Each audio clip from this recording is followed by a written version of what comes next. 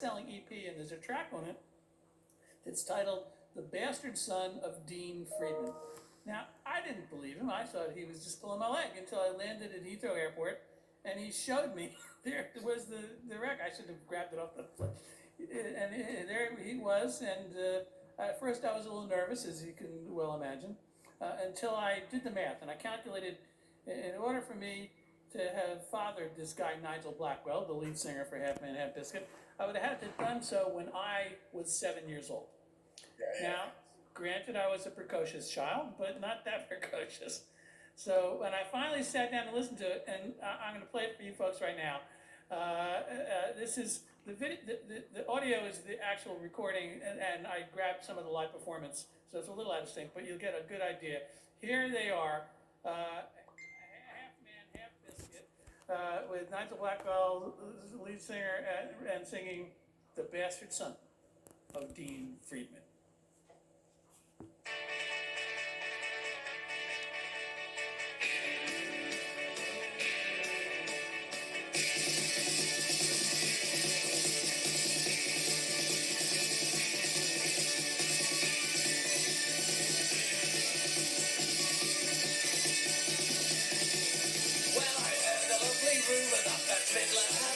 So gleefully I went to tell my friends, but they said it was a lie, that she wasn't going to die. And by the way, we got news for you. They told me that the man I had always known as Dad hadn't met my mum when I was born. And they reckon that I am, but I hope to God I'm not, the bastard son of Dean Friedman. The bastard son of Dean Friedman.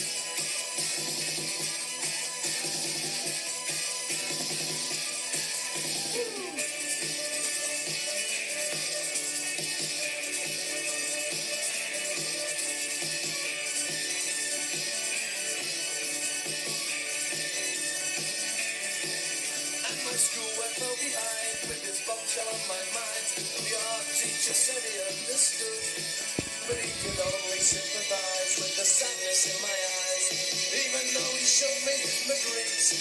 And in the corridor of fear, I would shed a lonely tear, and ridicule flew at me from both sides. And they mocked me in my mocks and embroidered in my socks. The bastard son of Dean Friedman. The bastard son of Dean Friedman.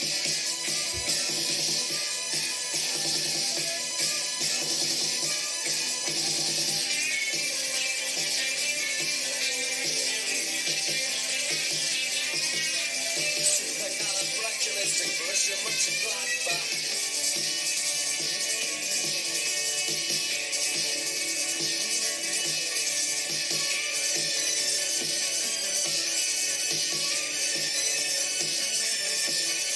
And you can thank your lucky stars that you're not the bastard son of Dean Friedman. The bastard son of Dean Friedman.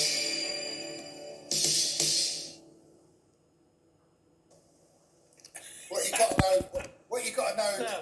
what you got to realise, Dino, is that, I mean, this is the band who, I mean, they just take the piss out of everybody. I mean, I'll give you just a really short burst of another one. The singer out of Slipknot went to Rome to see the Pope. The singer out of Slipknot went to Rome to see the Pope. The singer out of Slipknot went to Rome to see the Pope, and the Pope said to his aide, "Who the fucking hell is Slipknot? Who the fucking hell is Slipknot? Who the fucking hell is Slipknot? In relation to me getting out of bed." They also made the best album title of all time, "Trouble Over Bridgewater," which is a place in the UK, if you didn't know. I mean, and Who's Afraid of Virginia Wade? When I had my loft converted back into a loft, the neighbours came around and scoffed and called me retro. I mean, they're one of my favourite bands. As you can imagine, when I first heard the song, I was a little taken aback. But once I listened to it, I became a huge fan of it. But I did swear one day that I would exact my revenge on Nigel Blackwell, and I did. And if you're willing, I'm going to ask you to help me out to perform this next song. I know you got your fiddle there. And I'm going to invite the Sox to come join us again. Hey, sock puppets, how you doing? We are good. Supercalifragilisticexpialidocious. Indeed, yeah. Supercalifragilisticexpialidocious. Dean, do you know who Borussia Mönchengladbach are? I know it has something to do with the soccer club. Could you elaborate? Correct. Borussia Mönchengladbach play in the Bundesliga, in the top German division, and they're quite well known. I mean, a lot of Half My Dog Biscuit songs are football related too, and I'm a huge football soccer fan. So we, and Nigel famously, because they don't, the Biscuits don't do many gigs, and they need to be persuaded to do gigs. Not because Nigel was a huge fan of Tranmere Rovers, who were like right at the bottom end of the league in the fourth division. And the most famous sort of moment in their sort of strange, long, very popular but totally underground sort of existence was when the very, very influential UK television programme, The Tube, in the mid-1980s, asked them to come on, and Nigel said no, because Tranmere were at home, and they offered to film the match from the place he would be standing on the terrace, and then play it to him, and then fly him back, and he still said no. So anyway, there you go. A man of his conviction. A man of his convictions. Yes, absolutely. This song, everybody, this song is really, I don't know whether you've played it much at your gigs, but this is a really good song. And it's really funny, and it's a fitting revenge for a great calumny. So here we go.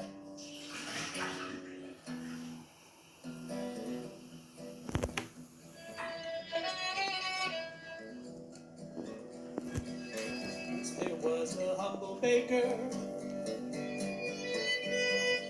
spent all day making buns and cakes, rolls and loaves of bread and muffins. He loved his work, but it wasn't enough. He longed to offer up his heart to not just any tart, one of substance and of virtue. The suitable candidates were so for you. Oh, Nigel Blackwell, pray please do tell. How could your parents risk it? Baker's son, born of a bun, half a man, Half a biscuits. That's right.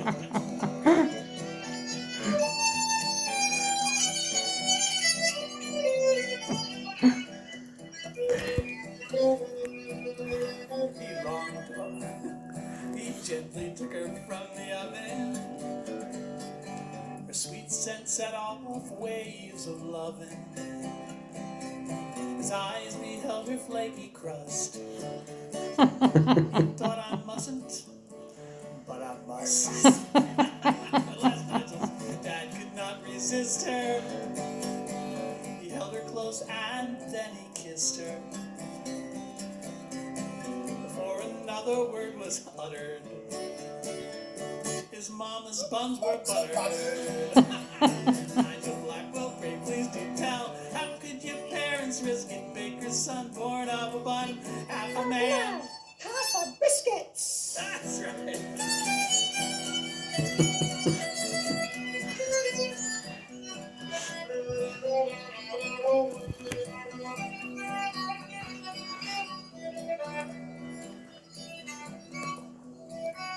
And so please mark this poignant tale. Next time you see baked goods for sale, which proves true love defies convention. Leads to couplings we can mention.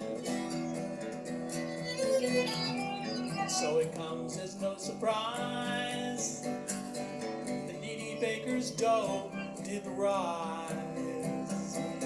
Though some may scoff, deride, and scorn, from such forbidden love, Nigel was born. Ah, Nigel Blackwell, pray please do tell. How could your parents risk it? Baker's son, born of a bun, half a man, Half a biscuits. half a man, Half